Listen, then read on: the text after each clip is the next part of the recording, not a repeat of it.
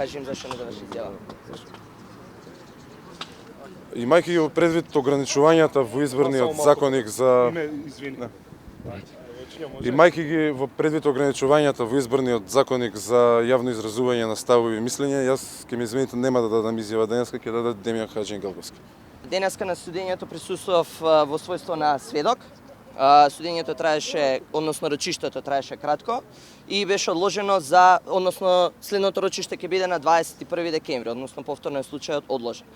Голготата на мојот пријател и другар Павле Богојски продолжува, а исто така продолжува и неправдата која што останува во оваа држава се присутна секој ден.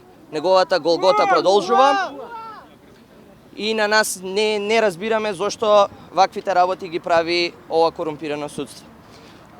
Денеска на предметот беше донесено спротивно на Законот за кривична постапка вештачење од страна на Министерството за култура во однос на штетите. За повеќе детали ќе повикам адвокатот на Павле да ви ги објасни, ако сака, да.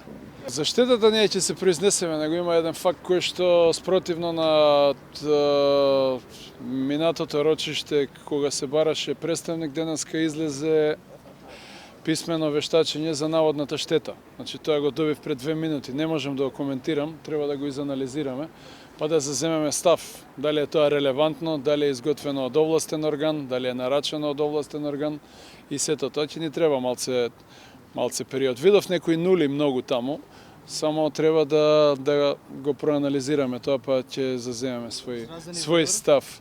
Па не знам, навистина многу се по многу ставки. Судот воопшто не е виновен тука.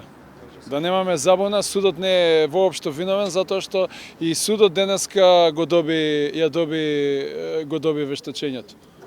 Тоа е. А кога штетата? Па не знам, ви кажам има изработено е во 5-ти месец, а денеска го добиваме.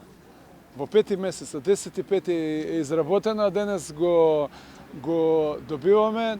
Судот не може да го фабрикува тоа. Денеска и судот се запознал тоа. И ќе беше многу неозбилно од моја страна да се впуштам во денешната расправа. Така да. Ли со обвинението кога е поднесено со телефон? Во обвинението воопшто не пишува висина на штета.